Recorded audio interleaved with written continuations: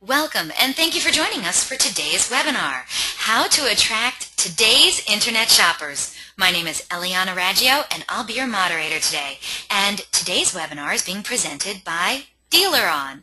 And for anyone who isn't familiar with Dealeron, we're an award-winning website development company and digital agency, and we're best known for our search engine optimization, best-in-class customer service, and our award-winning websites. Recently at NADA, Dealeron received the Best in Show Award for website design from Dealer Marketing Magazine. Dealeron was named the top-rated website provider by Driving Sales in 2012 and 2013, and Dealeron customers have been winners of the Digital Dealer Website Excellence Award's highly coveted overall winner 4 times in a row. Dealeron's the only website company that can claim that. Dealeron is so committed to lead conversion, optimization, and customer service that we're the only company in the industry to offer a money-back lead guarantee program. So does your website company guarantee you leads? Well, then maybe you should check us out at Dealeron.com. And we have a great show in store for you today. We're very pleased to have Sean Peoples as our presenter today. Sean Peoples is the Vice President of Sales for CarGurus, a comparison shopping site for automobiles that uses proprietary pricing algorithms to analyze millions of new and used car listings. With over 15 years of automotive industry experience, Sean joined CarGurus in 2012 from Edmunds.com. During the 7 years he spent at Edmunds, he held various roles ranging from managing the Edmunds.com property to leading business development to building and running one of the largest automotive sales forces in the country. Based out of CarGurus Santa Monica office, Sean is focused on building strong and long-lasting dealer partnerships, and he can be reached at Sean@CarGurus.com. Now, during the presentation, if you have any questions, please use the question feature located on the corner of your screen to submit them. At the end of the presentation, we'll answer those questions of general interest. If we're unable to get to your question live, don't worry, we're going to respond by email to you later today. Also, don't forget, a link to download a copy of the webinar recording is also going to be emailed to you later this afternoon for your reference, so please feel free to share it with friends and colleagues. And guess what? Our good friends at CarGurus, they're giving away some fantastic prizes today on the webinar. 5 of you lucky webinar attendees is going to be winning a $100 Amazon gift card. That's 5 chances to win. All you have to do is stay tuned for details after Sean's presentation, and you could be walking away with this awesome prize today. Also, at the conclusion of the webinar, you're going to receive a short survey. So please fill it out because we're always looking for great feedback from our audience. And today we're going to randomly select a couple of people from all the completed surveys to also win some Google prizes. So let's get started. Let's learn how to attract today's internet shoppers. Sean, how are you today? I'm doing great, Eliana. Thanks for introducing me, and welcome, everyone. Thanks for attending. Thank you so much. Absolutely. So I'm going to start out with what our objectives are today. So ultimately, that's attracting online shoppers can mean a number of different things. I'm going to just kind of go through what I'm talking about when I'm talking about attracting online shoppers. And then I'm going to go into, that's kind of how to be attractive no matter where you go. I think largely that we can't all be Eliana and wake up and be attractive everywhere. Okay. That we have to actually work at it. That's kind of make the best of what we've got. So, and then really just a couple of tips on managing your online presence, both actually that's on your own site, that's as well as on other sites. And then we'll go through a little question and answer session at the end. Yes, and certainly if you have questions, please write them on in. We love questions from the audience. And Sean, I want you to know I'm really, really excited about this webinar because I think 5 years ago, maybe dealerships didn't have as many options online as they do today. So how do we attract today's internet shoppers? We're all looking forward to hearing what you have to say. All right, thank you. Well, I think, that's when you think of attracting online shoppers, this is kind of what you think of is how do we get more people from Google or Facebook or ESPN or Trader or somebody actually that's to get to my website.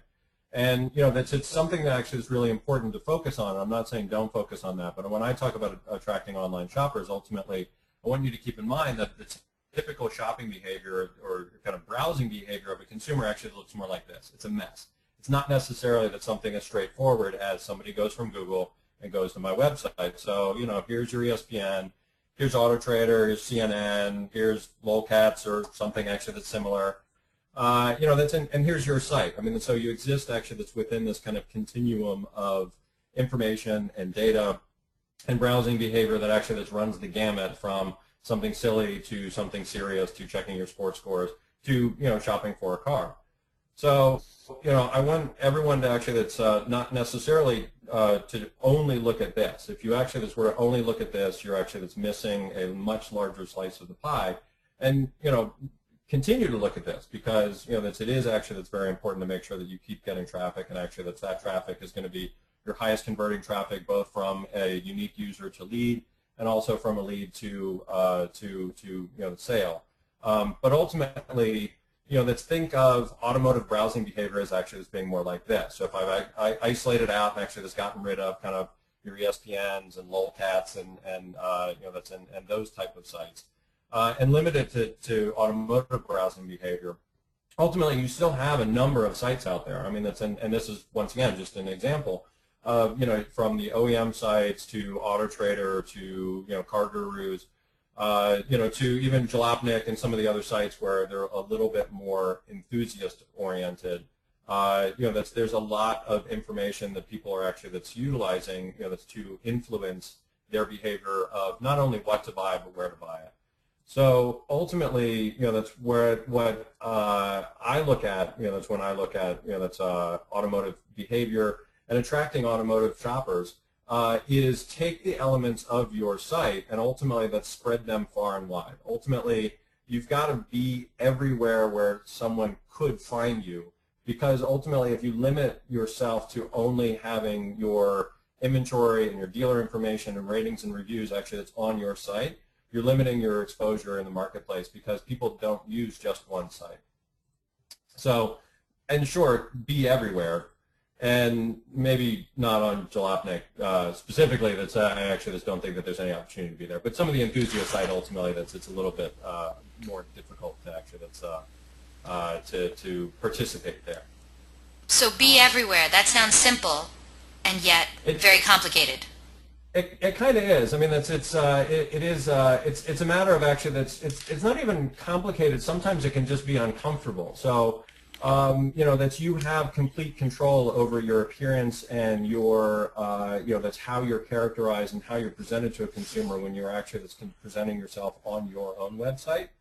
You have less control when ultimately that you're talking about how you look on AutoTrader or how you look on an OEM site or how you look on CarGurus or how you look on Lemon Free or, that's some other site that ultimately that's maybe out there that is publishing dealer information.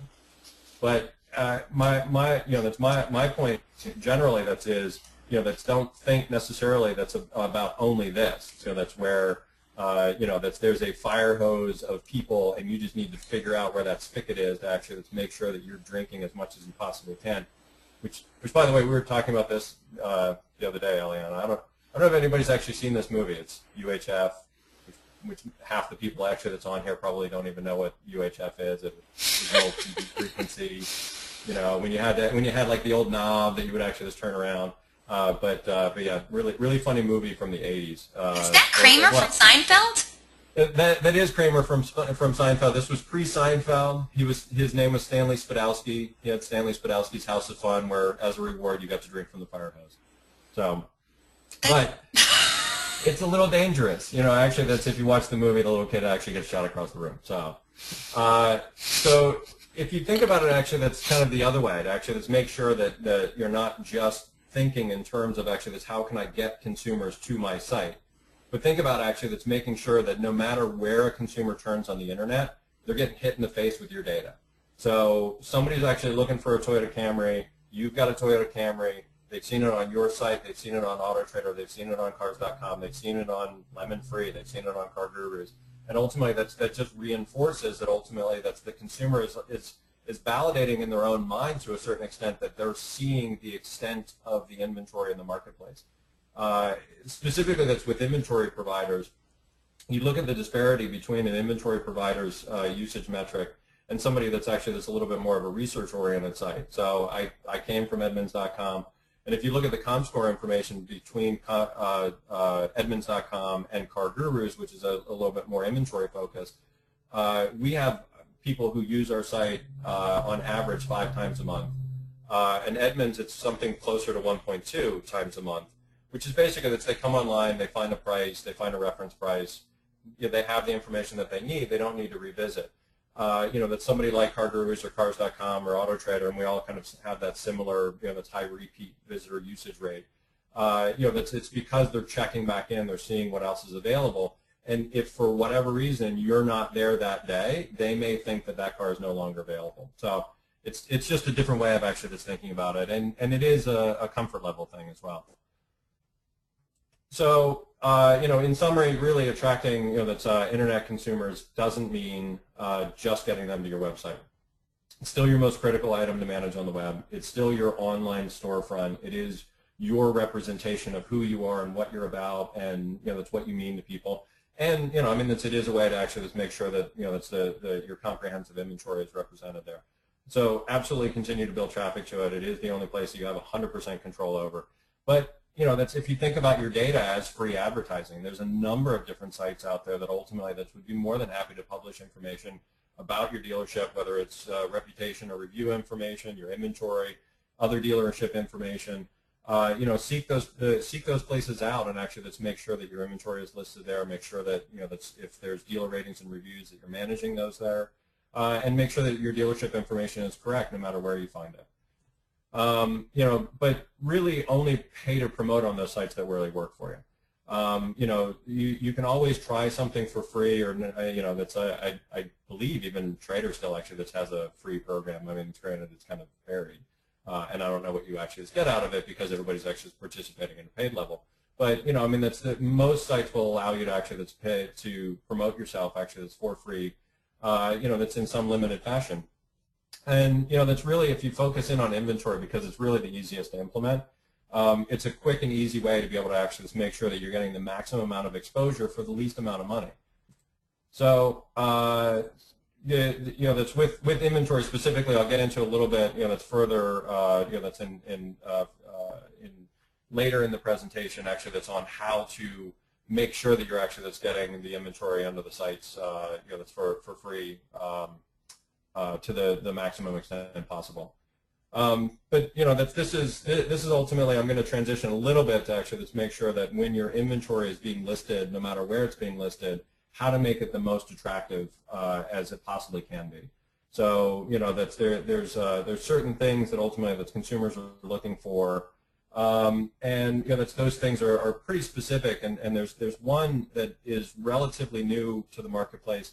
But I think it's actually just gaining steam, and we're seeing actually there's some pretty good results from it. So if we take a step back and you kind of look at the history of, that's before there was the internet, that's the situation that existed pre-internet largely was actually that's what economists refer to as asymmetric information marketplace, which basically means that one person has all of the information, the other person has none of the information, or actually that's at a minimum, somebody has more information than the other person. So a shopper had to come to the dealership to even find out what the available features were. So there was no place that you could just go and get a brochure. I mean, there was probably some facility you could call the manufacturer and have them mail you a brochure. But that's the easiest and quickest way to do it was actually to go to the dealership, come in, walk around the car, understand what features were available in the vehicle. And but you had to actually go there physically to find out that's what incentives and rebates were available, the condition of a used vehicle, that's what the overall dealer experience was. You actually just had to walk into the store and go, this is good, or I don't necessarily that's like this. Things like market supply, you had to go to 3 or 4 different dealers to actually understand what vehicles were actually on the market. And that's market pricing was actually something that that was available at a dealership, but consumers didn't really have a whole lot of that. There was some that was published in books. Edmunds and Kelly's were both started in the 60s, so I mean there have been books that have been available for a long time.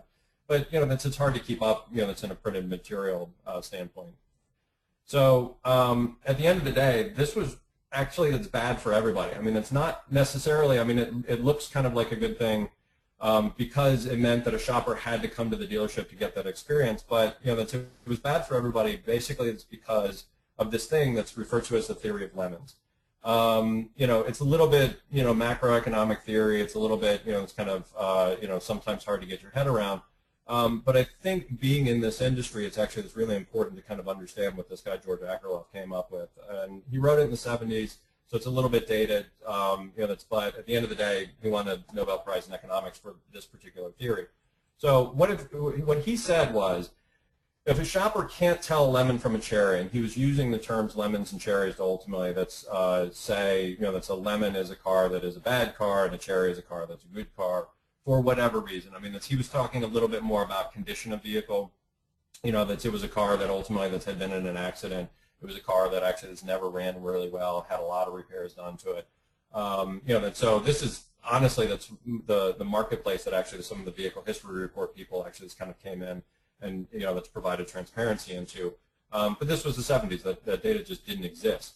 So what he said was, if shoppers can't tell lemons from cherries, and if a market actually were to say that a lemon is worth $5,000 in the natural market if you knew it was a lemon, and a cherry was actually worth $10,000 in a marketplace where you knew it was a cherry, then ultimately that shoppers head to market average. So they basically just look and say, on average, this particular vehicle is actually selling for $7,500. So by looking at that gamut, I mean, that's a consumer can't tell that those cars that are selling for $5,000 were bad cars, and those cars that were selling for $10,000 were good cars. They're just going to walk in and actually offer $7,500 on any car that they see. So what happens is that those with cherries actually get priced out, because you in your right mind would not actually sell a car that's worth $10,000 for $7,500. And those with lemons actually would use it as an opportunity to be able to take profit. So you would end up actually selling your lemon for $7,500 all day long because it's worth $5,000. But ultimately, that's those with cherries, ultimately that's pull their cars out of their marketplace. So the only thing that's left on the marketplace is lemons. And it's an oversimplification. It dramatizes, that's a situation that is real and actually that continues to be prevalent. I mean, it's not so much on vehicle condition, but ultimately consumer behavior is that if you can't tell the difference between a couple of different vehicles and you can't put your head around why one vehicle is worth more than another vehicle, then what you're left with is actually that's going to a market average. And consumers all the time will actually just come in with this idea of, I saw it on Kelly, I saw it on Edmunds, I priced it out.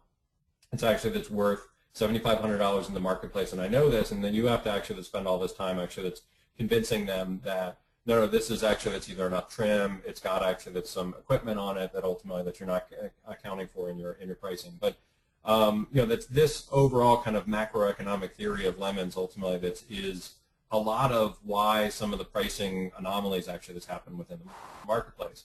So if I fast forward to today, there is kind of this information equality. Some could actually argue that given the amount of information and kind of the tenacity in which shoppers actually utilize this information on the internet, that they may actually even have more information at their ready about any particular vehicle that they may be interested in than your average person even working on the dealership floor.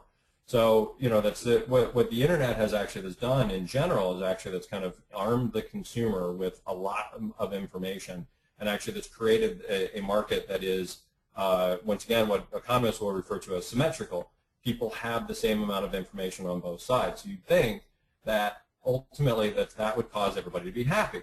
Well, what we're still seeing is that ultimately that's 39% of shoppers aged 30 to 50 are concerned about coming to the dealership.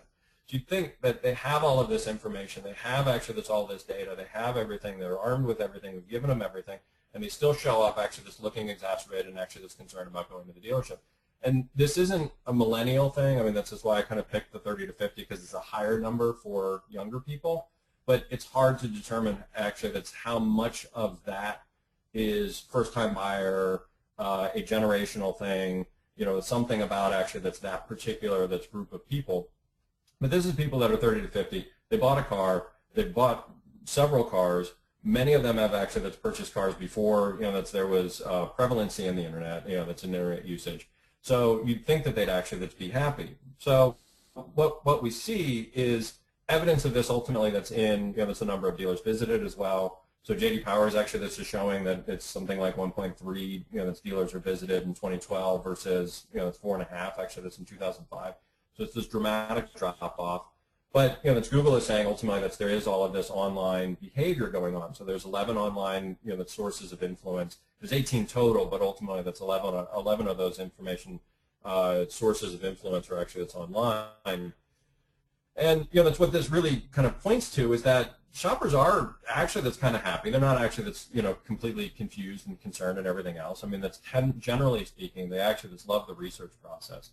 They love buying and owning new cars. So I mean, it's not actually that's a matter of disliking actually that's digging into the data and research, because I mean that's Google is showing actually that people are using so many different sources of information. I mean that you've kind of got to love it if you're going to actually seek out almost 20 different sources of influence. And that people generally love to own a new car, and they actually that's or a new to them car even. It's a great experience, and actually people love it. So it's that you kind of have to ask yourself actually that why is there this thing in the middle that ultimately they seem to actually, it's whether they hate maybe an overcharacterization, but ultimately they're actually concerned about it. So if you look at the amount of information that a consumer has, and if that they have all of this information actually that's available to them in a general sense. So available features and options, you can use a configurator to actually go configure a car and find out actually that's what you could possibly purchase from the factory. That's vehicle quality, that you've got a lot of sources of general vehicle quality information out there. Generally what incentives are available, generally that's what vehicle conditions are. And one of the other kind of shifts that we've seen actually that's as almost even a secondary movement within the internet is that a lot of this information that was generally available, and that's actually what was available first on the internet, is starting to move over into inventory. So actually as we go through and we actually look, and basically that's anything that was available in a general sense is now available on inventory, with the exception of market pricing. And I don't mean pricing on the vehicle, because ultimately there's always a price. Well, I wouldn't say always, but there's largely a price on every piece of inventory that's available out there. And in this case, I'm largely talking about that's used car inventory. But there's not actually that's a reference point. There's actually that's no perspective. So there's nothing that says that that's this $24,000 offer price on this particular piece of inventory is a good price or a bad price. And so people are actually just left to their own devices to actually just go look up general market pricing information and apply that to the specific inventory. So if you put that in an example, so exactly what I'm talking about is if vehicle history reports were actually published like pricing guidance today, you would that's Carfax and Experian would actually just publish things that would say 92% of 2010 Toyota Tundras are one owner and have no frame damage. And that directionally, that gives me some confidence. That's if 92% is Toyota Tundras, the Ford F-150s, maybe it's 87%.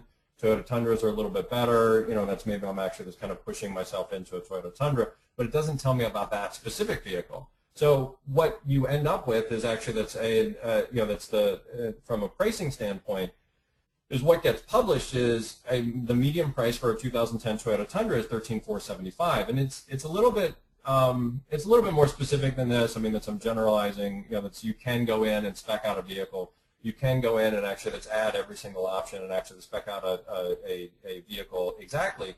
But as I mentioned, the usage of those pricing reference sites like Kelly and Edmunds is usually that's a one-time thing. So I mean, that's their repeat user rate is something like 1.2, 1.3 times a month. So in general, you're talking about somebody visiting once, maybe twice.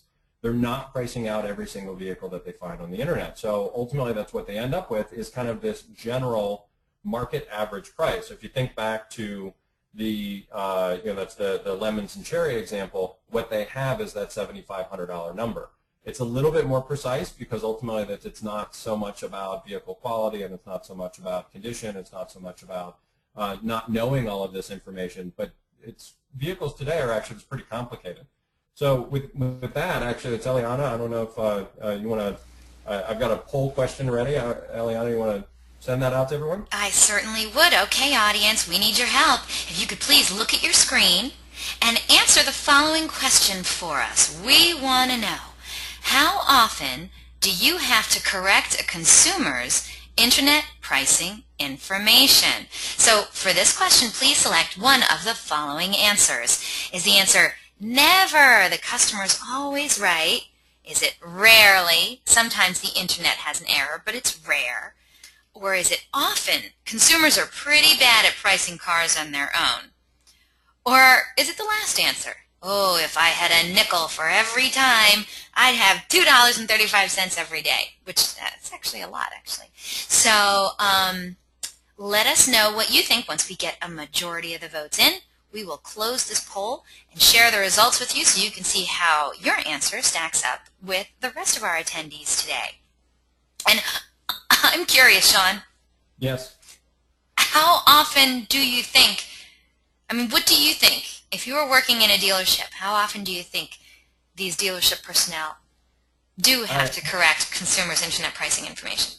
Well, I know from my experience at Edmunds. I would walk into just about any dealer, and they would immediately pull up the website and specifically start showing where the site was either pushing consumers in the wrong direction, or perhaps actually that's not giving them enough of a prompt to add options or add vehicle condition.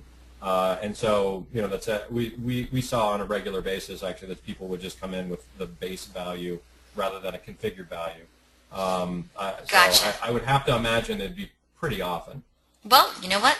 Let's find out. We have a lot of votes coming in, so thank you so much for getting involved. We really appreciate it. Let's close this poll and share the results with everyone. So the overall winner for this question is 44% of today's audience voted quite often. Consumers are pretty bad at pricing cars on their own. That's a lot, 44%. 31% said rarely, sometimes the internet has an error. 19% said, oh, if I had a nickel for every time I had to do it. And only 6% said never. The customer is always right. Sean, what do you think about that? I think a lot of it does actually vary on a brand basis as well. That's if you look at Hondas and Acuras, there's not a whole lot of optional equipment. So somebody's either got an EX or they've got an LX, and there's not a whole lot of difference there. But you get into something like an F-150, and you've got a whole lot of variability there, and it's really easy. It's not actually a criticism, and we kind of jokingly said that consumers were bad at this, but it's actually, in a lot of cases, it can be really difficult to come up with the exact right market price for a particular vehicle. And, to a certain extent, consumers actually like to come up with whatever value they think may actually be most in their favor as well. If there's a question about something, it's, let's make it cheaper. So it's kind of in line with my expectations, and I think it sounds like everybody's actually seeing the exact thing that I was expecting them to see out there. Yeah, if you add up the 44% and the 19%, so you're saying over 60% of today's audience saying it's a lot. It happens more often than it probably should. Yeah. So that's a lot. And that's really largely that's what that's one of the points that I'm trying to illustrate, is that basically that while this information has been available to consumers, it is something that ultimately that number one is difficult. Number two, they may not actually be the best at it. And so I know that's in talking to a lot of dealers. That's one of the things that they'll do as well is, somebody comes in with something from Edmunds, somebody comes in with something from Kelly, they sit them down, they actually spec out the exact car in front of them, and they actually just kind of show them. But it ultimately ends up causing this this tension, that's to have to actually start off a conversation with a consumer in a way that is defensive, to say, no, you're wrong and you have wrong information, and to do it in a way that ultimately that's derogatory to the consumer, to basically say, hey, this is a complicated thing. Let me actually just show you, that's where, that's maybe you missed something. So what I would suggest is actually that's enough data to publish on this particular vehicle that we're using as our example, is not only kind of vehicle history report that specifically says it was purchased in June by the current owner and it has no accident.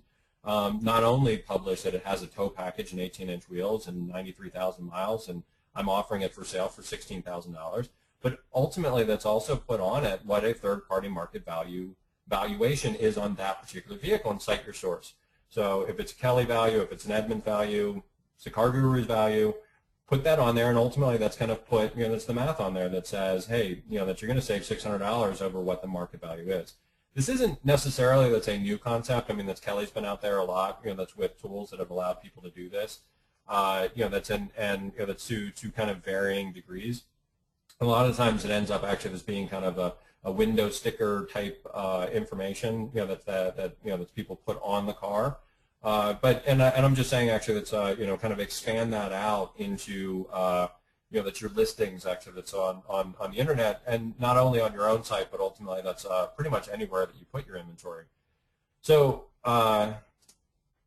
with that, that's kind of enough. I see people ultimately that's kind of go a little too far as well. That's when describing actually that's a vehicle. So that's I think that that's if you look at this and I will be honest that this is technically two different listings that I found, but these are real listings that I found. That's where specifically it's called out that I mean, not only is it a 2009 Camry LE, but it's it has brake assist and a diversity antenna, and it has rear door bins. I mean, that's and this information is actually it's pretty easy to actually make tools do this. It's specifically that's trying to actually win with volume. Rather than differentiation, and I think the big thing to always remember is what's different about this particular car. So that's answers to these three questions. Ultimately, that's when you're describing a vehicle. And the number one thing is, does it differentiate the vehicle? So put a trim designation in, not necessarily a description. If it needs a description, absolutely put it in. But I mean, that's if it's a Toyota Camry XLE, 3.6, V6. I mean, absolutely call out that it has the V6. That's not everybody's going to understand the exact trim designation, but if it's an XLE, it's an XLE. Put the mileage in because that's a differentiator. Put color, interior, exterior.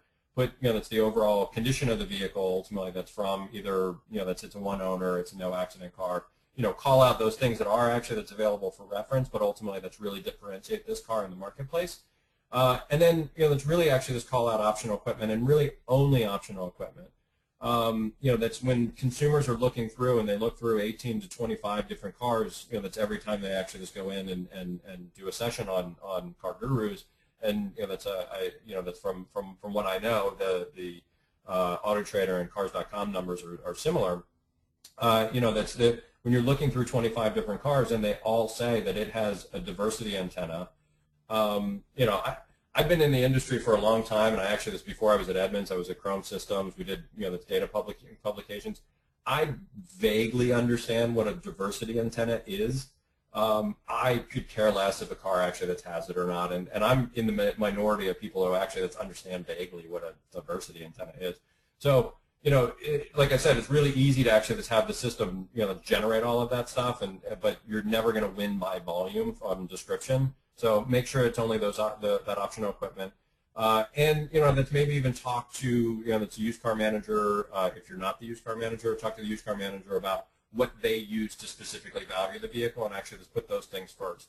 They said, hey, it's got a navigation system and an automatic transmission, and those are the two things that we see people constantly looking for. So those actually that I put a high value on. Put those things first.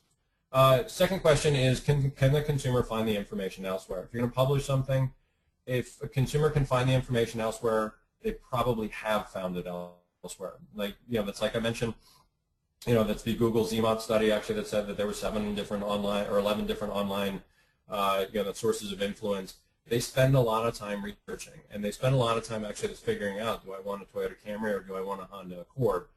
When they're doing that research, they're figuring out what's on the Camry versus what's on the Accord. So you probably don't have to explain to them what standard equipment is on that particular vehicle. If it's something that's important to them, they've already made the decision actually that's to go with that particular vehicle or not. So once again, differentiate it. And then does it offer context? So above and beyond differentiation, I mean, that's calling out that it actually has 24,000 miles is one thing. Calling out that it has 24,000 miles and it's a 6-year-old car, which ultimately that puts it on an average, its mileage, an annual annual average mileage rate that is, a third that of the traditional driver is something you want to call out. And consumers may not actually understand that. That's a rare color combination, a rare option. Those items are actually the things that a consumer may not understand when they see that car and they go, hey, I really like that color combo. Let me see ultimately let's see if I can find it elsewhere. If you call it out saying, hey, this is the only one in the area, and this is actually something that they made very few of, if you're interested in this car, let's reach out to us. The one thing about rare items, things like rare trims, rare colors, rare options, the unfortunate reality of what we see in our data is that those types of things don't necessarily translate directly to an increased purchase price of the vehicle. And a lot of that is because it is rare, there's nothing to compare to. So if it actually has, that's some specific option that only 100 cars in the country were actually equipped with, you may look at that and say that is super rare. That is something that somebody's going to seek out and find, and they're going to pay extra for it. Our data, at least, actually doesn't show that. Now, if you put the car on offer, actually, that's at a higher rate, and you're willing to actually wait for somebody to come to the car, you may actually find somebody that's specifically looking for that rare option, that rare color combo, and is willing to pay more for it. But that's typically what we see is that it doesn't necessarily pay at the consumer level. So the guidance that I give you is ultimately don't pay extra for it at the wholesale level because you may not actually be able to get it from the consumer without actually sitting on the car for a while. And then that's really lastly, pricing endorsements that's really do work. I mean I think I made the point earlier that specifically putting a market price on a car and calling out that ultimately that's to the market price. This car, as equipped, as conditioned, is worth that's more than what I'm asking or the same as what I'm asking. And we see that actually that's in in the consumer behavior on our site. So if you haven't used our site, we actually just do this as kind of a matter of course. You can't publish a car on our site without actually just getting a pricing endorsement. So we see actually that generally consumer pricing confidence is still lacking. The third-party pricing endorsement actually helps kind of increase that pricing confidence. Now we've seen that actually that's in a specific case study. I can't mention who it is, but they're a top 3 national dealer group. They've got well over 100 stores. And like I mentioned, I mean you can't publish a car on our site without actually getting a pricing endorsement. And we are one of their top 3 third-party lead sources from a close rate standpoint. For them, that translates to 8 to 12% at a store-by-store level. For you, it may be completely different, but for them, ultimately, that's what they were actually seeing. And what they tell us, and it's a little bit anecdotal, but that's what they tell us is that they believe that higher close rate is a response and a direct reaction to having a pricing validation on the vehicle, and it ultimately instills the trust in the consumer that they're getting a fair deal, and they ultimately see a reduced desire to haggle on the part of the consumer because somebody's already told them that it's actually that it's worth the price. So, ultimately this is kind of the fear situation in doing this, and this is why I can kind of feel a little bit uncomfortable. Is that ultimately if you're offering this vehicle for $7,500 and somebody else is actually saying it's only worth $5,000. Then you may actually end up that's kind of sending a message that ultimately you are overpriced in the marketplace. And what I'd say in response to that is at least from our own side, and this is where I can actually just look at metrics, is that there are roughly 70% of the inventory that's priced on our site that is marked as fair or a better deal. But 93% of our page views are actually for vehicles that are actually fair or better. And even more so, 97% of our lead submitters actually come from vehicles that are fair or better. It is a little bit of a self-fulfilling prophecy because we do actually sort that way. We do, it's kind of put, that's these labels on vehicles. But at least with our experience, we find that ultimately having a higher price or an overpriced vehicle ultimately isn't necessarily a bad thing from a consumer having a bad impression of you or your inventory. It is, that's in our view, actually, that's a bad thing from a visibility and from a consideration standpoint. And we not only see that on our site, but we actually just did an analysis to look at days on market, that's by kind of price label. And at least from what we saw, that's vehicles that ultimately were tagged with a high price or an overpriced price band, from our labeling structure, were on the lot 20% longer than that's what a fair or better price vehicle was on the lot. So we've got 6 million unique users a month, a little bit more than that now. And which is a lot of consumers, but it's not enough to ultimately affect the market like this. So our pricing labeling ultimately is not causing this to happen. What we're seeing is that vehicles that are actually that's marked as a high price or an overprice actually that sit for a little longer, which at the end of the day isn't necessarily always the worst thing. I mean, that's if you have a car that for whatever reason you have to sell it for something that is a little bit over market, it will sell. It may actually take a little bit longer to sell.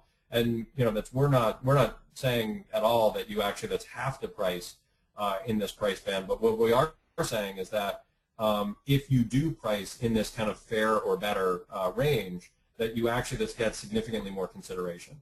So basically, this being fair priced actually just keeps you in the consideration set, but it doesn't actually just require that you cannibalize your margins, because we don't see actually that there is more to be had if you're actually considered a good or a great deal. But what you're offsetting actually that's in reduced profitability, you may actually be giving up. That's in like the amount of consideration that you're actually that's getting may not necessarily be in line with the reduction in profitability. So when we look at actually that's being kind of priced to market, which is a little bit that's kind of self-evident. Being priced to market ultimately is kind of this place where ultimately that you get people to consider the vehicle, and you get people actually to get the most kind of bang for the buck. And we do see this pretty dramatic drop off actually that's once you go beyond fair and actually get into a higher price or an overprice, where the consideration actually pretty well drops off. But like I said, I mean it's not an indicator that you can't do that. Or that you even shouldn't do that in particular cases. But ultimately, and this is also, I'll point out that this is list price. This isn't actually this transaction price. So this isn't saying that a high-priced vehicle sat on the market and sold for that high price. This is basically saying that that high-priced vehicle was listed as high-priced and it sat on the market longer than a car that ultimately was marked as fair to the market. That's the dealer who marked it fair to the market may have actually had little negotiability, and ultimately that didn't budge when it came to selling the car to the consumer. Or the high-priced vehicle, which wasn't being considered online at least, that may actually have required a consumer to call to maybe actually haggle a little bit more, maybe actually let's get the price down to something that actually was a little bit more market average. So I think that's as compared to you look back even like 5 years ago. I mean there was almost benefit to consideration on sites like AutoTrader, who ultimately sort by price, to having a higher price in the marketplace because it got your vehicle seen. What you're seeing actually is now with a bit more of a sophisticated consumer on the internet, and to be honest, with sites like ours, which actually kind of sort by that's kind of how well priced the market you are.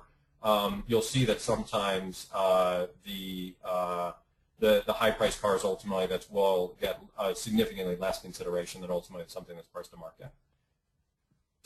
So here's our online beauty tips. Like I said, we can't all look like Eliana, so ultimately we need to actually just work at it. In summary, really, that's the first rule of attracting internet consumers is be everywhere. It's pretty simple. It's pretty straightforward. Sometimes it can be a little bit hard to actually to implement, and it can be a little bit hard to manage, but whoever you're using for inventory distribution, almost all of them actually have an option to say just list up my inventory on any free sites. I'd say check that. Let's get it out there, get it going. On most of them, I mean HomeNet specifically, you can opt into all free sites, and then you can opt out of specifically that's other sites or specific sites within that bucket. But opt into everything that you can, and then if you find your inventory on a site, submit a test lead. So there's a lot of different ways that inventory can get out there, whether you authorize it or not, whether you're doing you have a partnership with somebody. But submit a test lead ultimately and see where it comes from and what it looks like when actually this comes from that source. And then if you never get it, if you never get that lead, that you submitted from an inventory site, ask to be removed.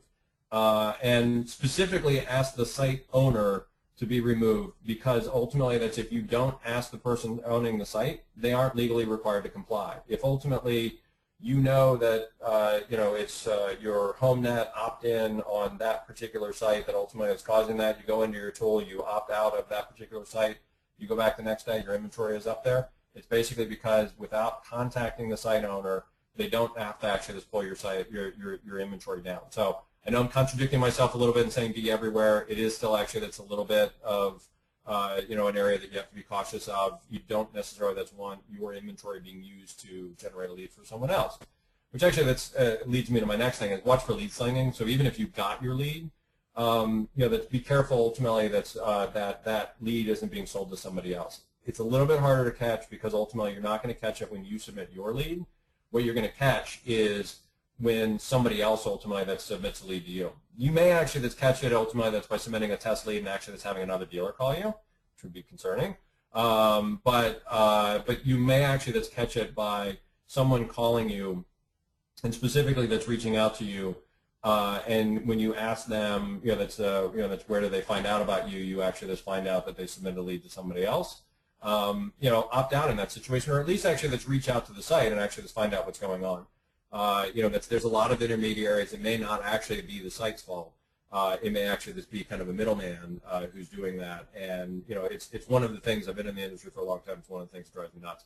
I'm all for connecting a consumer with a dealer that they want to be connected with, but ultimately I don't like enabling people to ultimately get spammed because it just leaves a bad taste for everybody.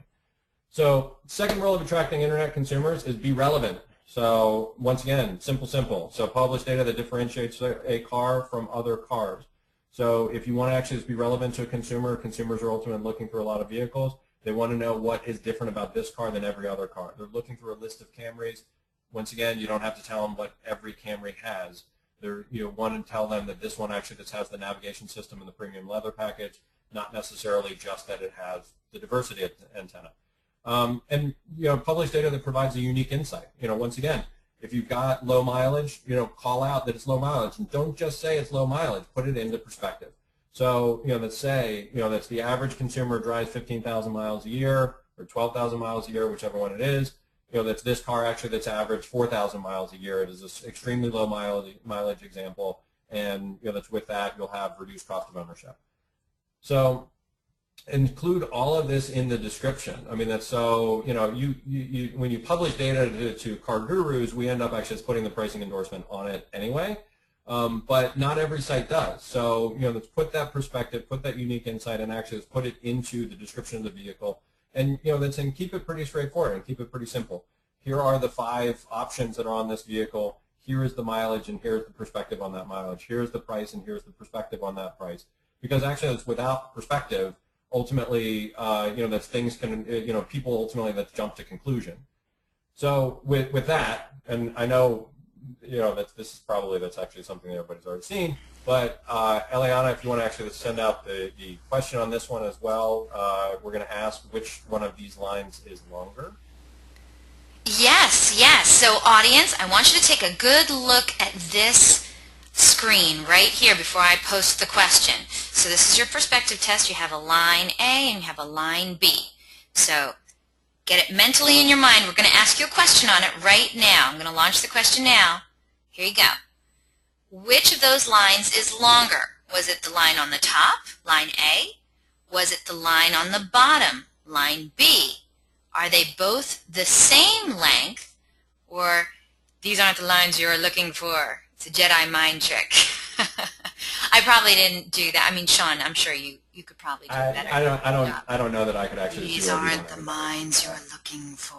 I don't know. I may be able to do Yoda, but not on a webinar. Yoda, really? Audience, we're going to see if we can get it. Track me down, find me, call me, whatever. I'll do Yoda, but not necessarily on a webinar. Okay. I got you. Okay, so once we get a majority of the votes in, we're going to close this poll and share the results and see if your eyes deceived you or not. So So Adam wrote in, but they are the droids we are looking for. Yes, they are. Okay, so which line was longer? Was it the line on top, A, the line on the bottom, B, they're both the same length, or they're not the lines you're looking for? Okay, so here we go. We're going to close this poll and share the results. Are you ready for this, Sean? I am. All right, well, we have some smart Alex out there. 7% said that these aren't the lines you're looking for. Okay, but just so you know, 83% of today's audience, 83%, said that they are both the same length. A very small percentage, 7%, said that they thought the top line was longer. And even smaller percentage, 3%, said that it was B, the bottom line was longer. So I'm going to put this away, and you tell me which one is longer, or are they the same? Well, obviously everybody's seen this test before, because it is a bit of an optical illusion where, that's the arrows on A make the top one seem longer, and the arrows on B actually just make the bottom line seem shorter. But once again, actually, without the perspective, you won't realize that I gamed it. So line A is in fact about 20% longer than line B. So I mean it's a goofy illustration, but at the end of the day, this is really what we're looking to do. That's when we talk about actually just putting a number in perspective, or putting actually this data into perspective. Because without that perspective, without those kind of red dashed lines, we're going to fall back on what we've seen before and what we think we know and what we think we actually that's realized, because we all kind of that's internet shoppers, that's specifically that's all fall back on. I did a lot of research. I know what I'm talking about. That's in who are you to actually just tell me otherwise. So put the perspective out there. It actually that helps. I'm just going to say I thought the answer was they're both the same length too. So I'm just going to put that out there. You got me on that one, dude.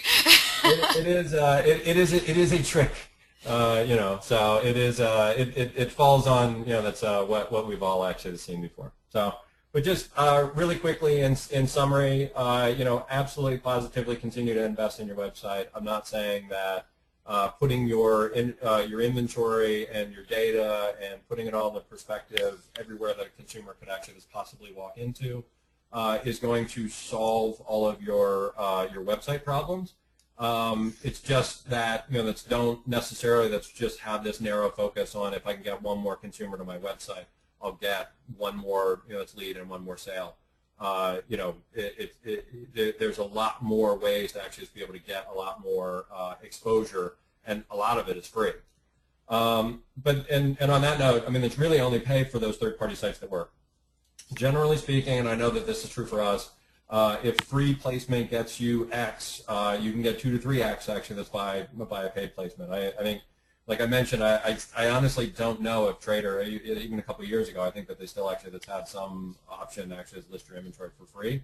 That's probably a 200 or 300X actually that's exposure if they still actually just offer some free program, and it may actually be less on other sites, but ultimately.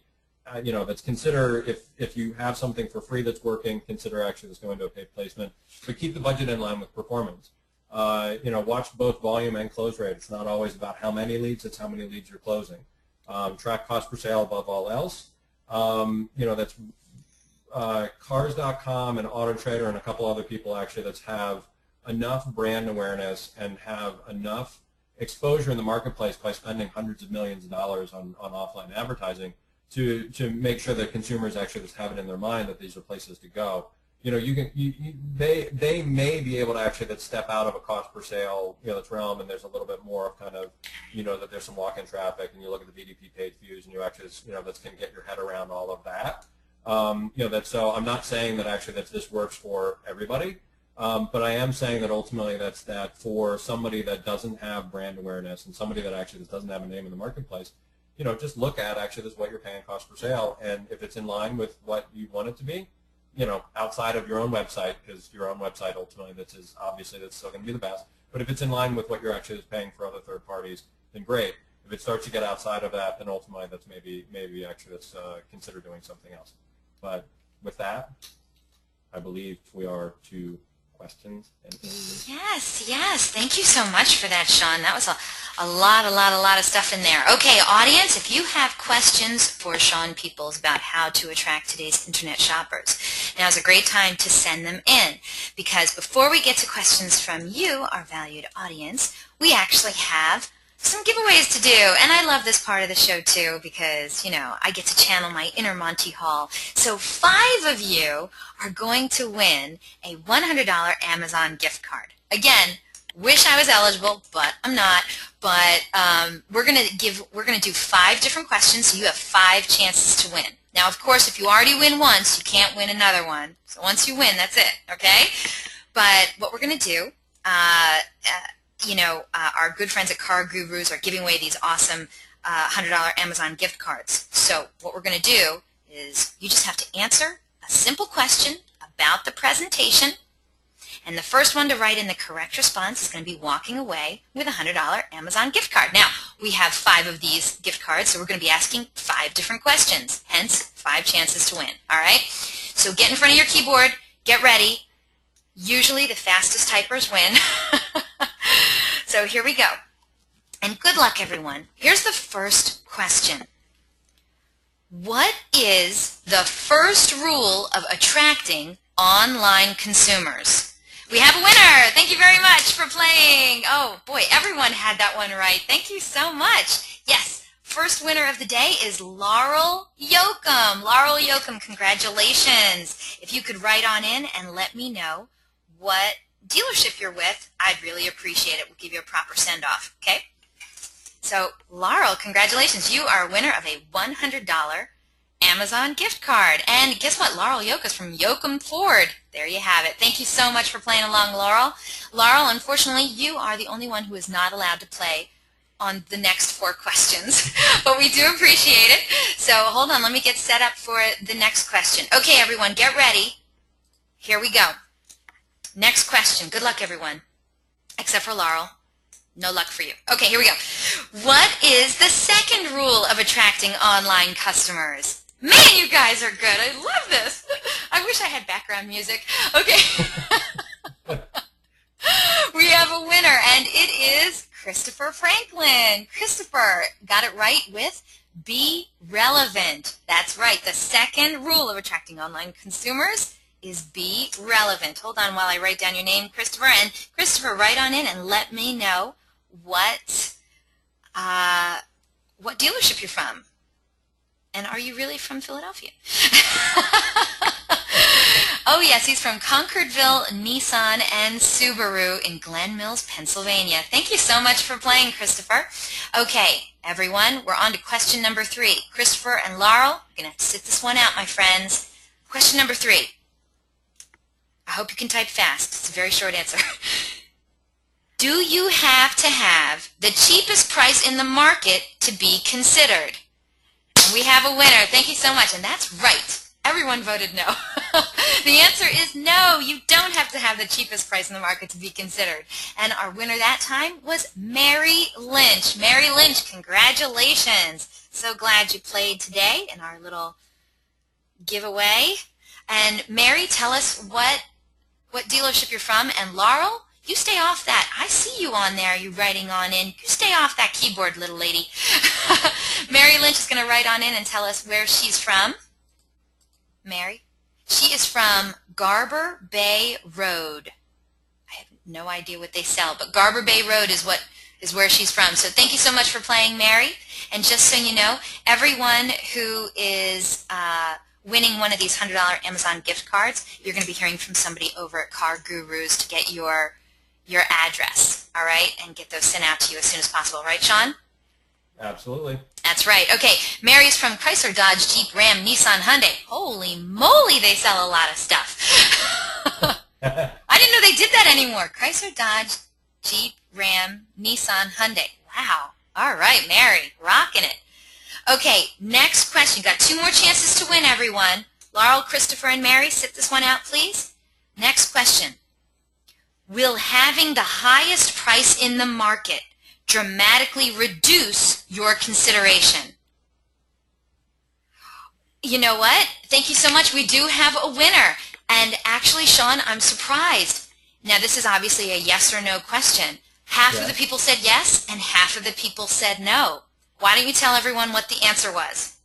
The answer is yes. Having the highest price in the marketplace will dramatically reduce your consideration. Yes, it will. Having the lowest price will at least keep you in consideration, but having the highest price, you will price yourself out, apparently, by the stats that Sean has at his bill. At least from what we're seeing. So, yes. From our data, we see that ultimately that's you get a dramatic reduction in consideration if you have the highest price in the marketplace. Yes. Okay, well, I want to let you know, half of you said yes and the other half said no, but the winner was Connie Amos, who did, in fact, have the correct answer. Connie Amos, congratulations. Please write on in and let us know where you're from so we can give you a nice proper shout out and congratulations. And all right, everyone, you got one more chance to win one of these hot $100 Amazon gift cards.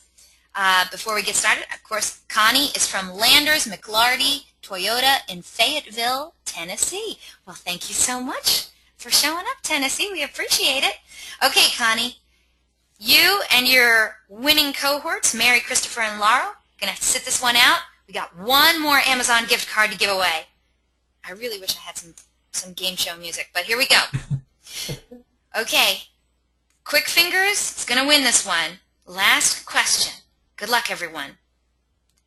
Does third-party pricing endorsement increase lead close rate? Does third-party pricing endorsement increase your lead close rate? Okay, we definitely have a winner. And Sean, again, we had somebody wrote in Spadowski's. we had a. I almost had that be a question, by the way. That was the name of Kramer's character in UHF, but it's irrelevant. We had some people who answered yes. We had some people who answered no. We want to know from you, Sean. Does third-party pricing endorsement increase lead close rate? From our data, it does. It does. The answer is yes. And with that, our final winner of today is Celeste Berner. Congratulations, Celeste. You have won the last $100 Amazon gift card from CarGurus. So congratulations. And Celeste, you're such a good egg. She wrote in. She's from Findlay Chevrolet. So let me write your name down so I have it. Celeste Berner. All right.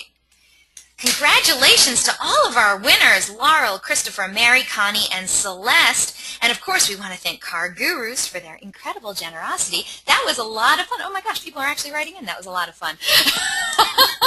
I thought so. Congratulations, everybody. And people are writing in, I thought the theory of lemons was going to be an answer. No. I kept the heady stuff and the complicated stuff actually that's off the test. So. Oh, like Spadowski's? Which yes, exactly, I want you to know I have never seen that show with the Spadowski. It's a movie that actually that I think is a hilarious movie. I will tell you that it is. I mean, it's got Weird Al Yankovic in it. So I mean, it's like Don't Expect Lincoln. It's not going to actually just be that's that kind of movie. But if you want something just really stupid and funny, it's pretty funny. Speaking of stupid and funny, we are getting requests from many people who would like to hear your Yoda. No. You have to do it for the peoples. Come on. No. I'm not. You almost had me, but no. What do you mean I almost had you? I can't do it. I can't do it. Okay, you heard him, people. You heard him. I say we write in some really, really hard questions, and then he will be forced to do. And then request that I answer it in the voice of Yoda. In the voice of Yoda.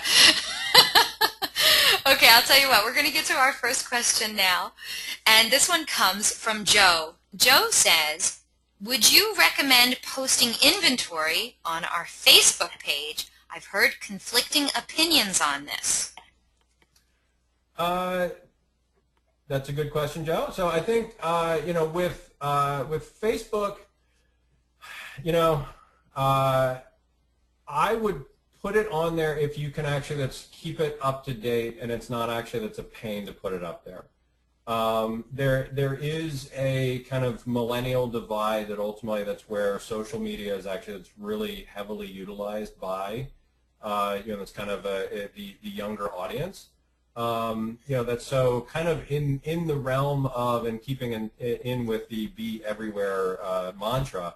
I put it up. If it's ultimately, and then to be honest with you, I don't know enough about actually this publishing inventory onto Facebook to be able to tell you whether it's going to be worth it or not. But I mean, that's if it requires a lot of effort, and it may actually just be something that gets stale, and it may be something that ultimately that may not be managed as well. Mm-hmm. Then I don't know that it would actually be the return on investment. It kind of is. It's generally that's the theory of any social media. Either do it well and do it and keep it all absolutely that's up to date, or don't do it at all.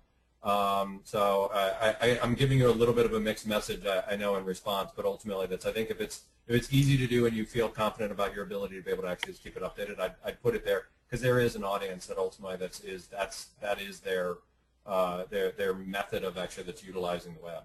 I hear you. I like the idea of definitely putting, whatever special thing you have. But I'll tell you what, audience, we do in a couple of weeks have a webinar specifically about Facebook and about Facebook advertising with Brian Posh. So he might be a good person to ask as well about inventory on Facebook. See what his opinion is too. So while we're on the subject of inventory, we had a couple more statements that came in from our audience. David wrote in that they have their inventory on a separate tab on Facebook so that they don't inundate their customers with it. Thank you very much for that, David. And John wrote in, well, should a dealer have their inventory on both AutoTrader and Cars.com? Or are you kind of, making them fight against each other? What do you think about that if a dealer has their inventory on both AutoTrader and Cars.com? I think that's kind of going with the pay for what works. That's if both of them are making financial sense to you, if both of them are actually the numbers are working, and like I said, I mean they may be able to actually fall. Both of them may be able to fall outside of your normal cost of sale because there is actually a little bit more of name recognition and people actually that seek them out. Then absolutely, that's going to be on both. But don't do it in a way that ultimately you're spending 100% of your budget to be on Cars.com and AutoTrader. Both organizations offer multiple levels of participation. You can heavy up on one and be light on the other. It just actually just comes down to it has to make financial sense. You have to actually be seeing some sort of result that is tangible. That it doesn't necessarily have to be exactly I got 10 leads and closed 3 sales and I'm averaging $300 cost per sale. But as long as actually the numbers look good to you and they're actually in line, then continue to do it. Boy, you definitely generated some comments on that one, Sean. Theo wrote in, yeah, there's a huge presence on both. Simply watch your conversion ratio. It should be between 2 to 3% SRP to VDP. Thank you so much for that, Theo. And John, who actually asked the question, he said, yup, that totally makes sense. Check my ROI. It's all about the ducats. That's right, John. Exactly. So thank you so much for the great question, John, and your comments, Theo. And let's move on to some more questions from the audience. We have Andrew, who wrote in, being everywhere sounds expensive. Any suggestions on setting a monthly budget? I don't think that it actually has to be expensive. There are so many different places where you can put your inventory and you can put dealer information where ultimately you don't necessarily have to pay for the extra promotion, but ultimately that's once you get out of the Cars.com and AutoTraders and that's Edmunds and Kelly's for that matter. There's a lot of ways to be able to actually just get your inventory and get your dealer information actually that's out in a free capacity. You may not actually be getting as much as you could. So, that's the analogy that I like to draw is Google. You don't have to pay anything to be on Google. You can actually put out your website. You can put your inventory out. You can put information out about your dealership. but you're going to get the traffic that sees you in kind of the natural, SEO-oriented organic search results. You can pay more to Google to ultimately get more traffic from them to your website. And if you think about that's being everywhere on the internet, as being the same way, specifically that's with inventory, start out by that's seeking out and finding everywhere that you can list your inventory for free, and then really just go the next step to just make sure that you're tracking where those leads are coming from and what's that's working. Because like I mentioned, if free works, paid and everybody is going to offer a paid, but paid will ultimately get you more. Much like Google, you can be on for free and get X. You can pay for clicks, and ultimately get X times that's whatever you're paying. So it doesn't necessarily have to be expensive. I gotcha. Andrew, I hope that helped you out. And Theo liked what you were saying too, Sean. He said, don't worry about a budget. Rather, look at the ROI, and I agree with the ducats, LOL. So thank you so much for that, Theo. And Andrew, I hope that helped you out. And Freddie wrote in, thank you for the great webinar. Laurel wrote in, congrats to all the winners. It was a great webinar, thanks to CarGurus. And Mark has a question for you. Mark wants to know, will my inventory lister provide a list of free listing sites that they send to? Any ideas? They typically do. I know specifically that's with HomeNet, and I don't know who you're using, but ultimately that's with HomeNet specifically. You can dig into the tool, and there's a kind of overall bucket that says free listings, and then you can expand that, and it'll show you that's what's included in there, and you can kind of opt in or opt out from there. If you're not using them, if you're using somebody else, I have not heard of a provider that's refusing to tell you where they're going to send your inventory if you opt into a free listing. So reach out to them, and talk to them. I mean, that's even with HomeNet. If you can't find it in the tool, pick up the phone and call them. That's if you're paying them to ultimately utilize their service to distribute your inventory, they should be pretty open about what that service includes. And from there you can just kind of look at where that inventory is that's going. I will say that that's inventory distribution is that's a little bit complicated. So there's sometimes where you may be doing business with one partner, that's maybe that's a lead provider or somebody ultimately is doing one service for you, and they're ultimately kind of generating some additional traffic for you by just distributing your inventory to a couple of different places. So don't be overly concerned if ultimately that you find your inventory that's even in places where you didn't expect it to be. But do go through and ultimately submit a test lead through that particular site, see where it comes in through, and then at least you'll understand how it's getting there and what to expect to see when that lead comes in. Yeah, some of those directory listings, is there some that you think just do not work for dealers overall, or you just say just test them out anyway? I'd say test them out, because I think that anytime you say wholesale something doesn't work or something that does work, that you end up that's finding a situation where it does. I think that depending upon your pricing strategy and your inventory mix and that's your overall that's kind of business management methodology. One site might work great for somebody, and it might work horribly for somebody else.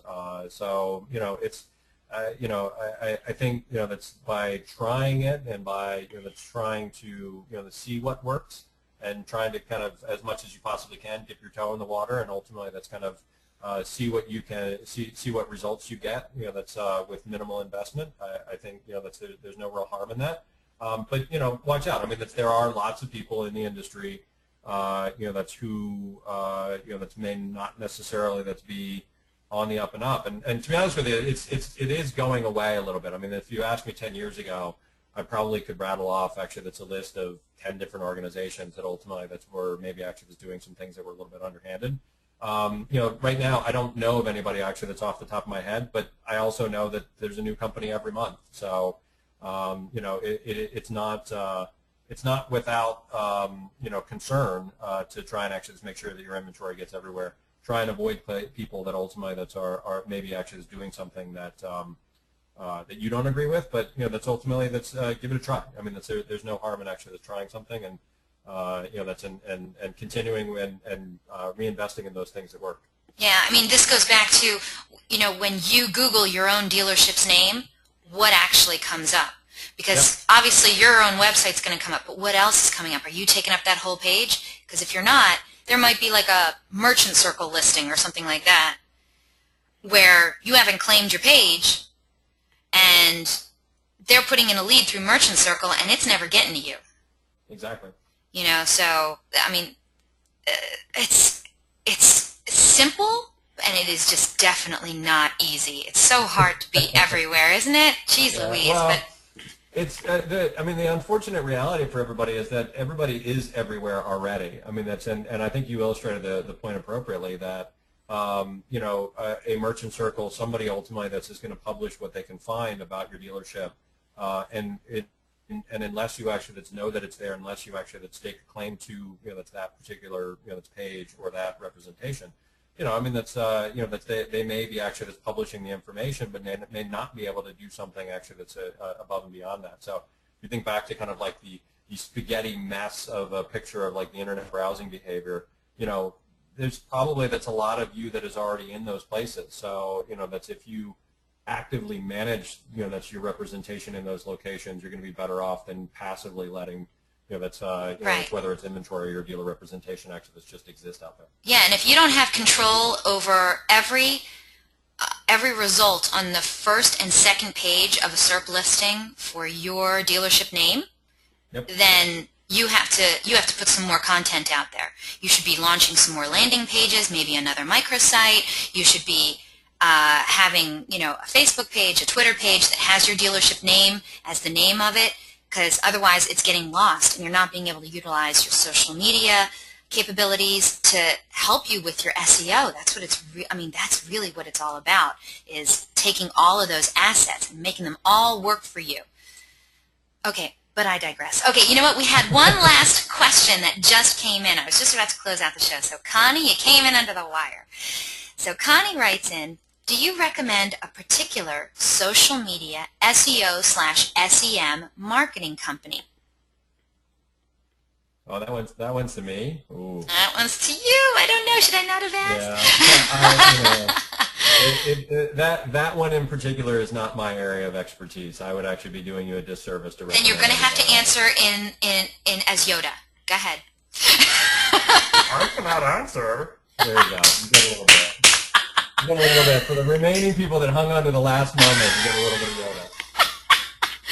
Okay, peoples, you got it. He talked as Yoda for a split second. Yeah. Although I messed up. I didn't do it backwards. You know. Oh yes, do it again. You know. So. Okay, well, I want you to know, Thea wrote in, thank you. Laurel said, worth waiting for. Christopher said that wasn't bad at all. And John said, yes, yeah, awesome. Freddie said, thank you for the Yoda voice. Okay, I think we got everything. So thank you, Sean, along with the Yoda voice, for just your automotive awesomeness. We do appreciate it. It was a fabulous and very fun hour with you. Thank you so much, Sean. And it's been a long time coming. I'm so glad I finally got to get you on my show. Thank you. I'm so glad that you had me. So I think it was an honor and a privilege to be able to present to your audience, and you know, that's thanks again to you, and thanks to Dealer On for making this happen. Thank you so much. And audience, I want you to know now we're just past the top of the hour, and any questions that weren't answered during the time allotted, guess what? We're going to email you the answers directly later today. But when this webinar closes in just another minute, you're going to receive a short survey. Please fill it out. We always look for great feedback from you, our audience. And what we want to know is what you thought of Sean's presentation. Did you like him? Talk to me about the Yoda voice. No, really, the content was good. You got to let us know so that we know that we're on the right path and we're hitting the topics that you enjoy and that you need help with. So please let us know. Fill out that survey for us. And we're also going to randomly select a couple of people from all those completed surveys to also win some Google prizes. So more chances to win. And yes, my winners from before, Laurel, Christopher, Mary, Connie, and Celeste, you can answer it and win a prize too. Okay, and also wanted to let you know that later on today, I'm going to be sending you a link to download a copy of this webinar recording. It's going to be emailed to you in just a few hours, so feel free to share it with friends and colleagues. You can also find that recording posted online within 24 hours by going to dealeron.com www.edmunds.com/webinars. And on there you can also view our upcoming webinar schedule too. And you can access any of our past webinars. And hey, speaking of upcoming webinars, invitations will be going out tomorrow for our next webinar. And I lost you. I lost you, Sean. Completely blown it. Well, I'm just going to keep talking. Our next webinar, next Thursday, it's going to be about Google's latest changes and what you need to know. Now, whether you know this or not, Google rolled out some sweeping new changes in May, and they affect every dealership out there. And many dealerships have been left scrambling and confused in the wake of those changes.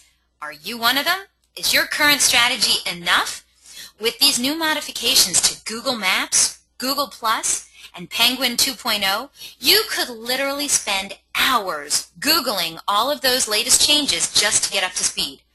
Or you could spend 1 hour with me and Alexi Veneri in this exciting and information-packed webinar. Now, she's going to provide a comprehensive presentation.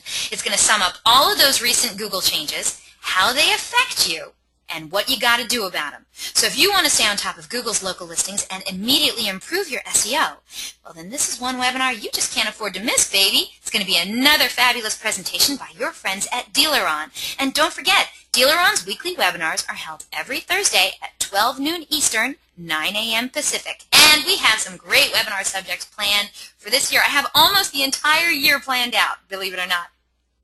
But if you have any questions, comments, or suggestions regarding these webinars and our topics, hey, contact me directly. I love hearing from you. My name is Eliana Raggio. You can track me down online. I'm on all the automotive social media networks, or you can email me directly at eliana@dealeron.com. Thank you all so very much for spending this time with us today, and I hope to see you all on a future webinar in our continuing education series. Have yourselves a good one.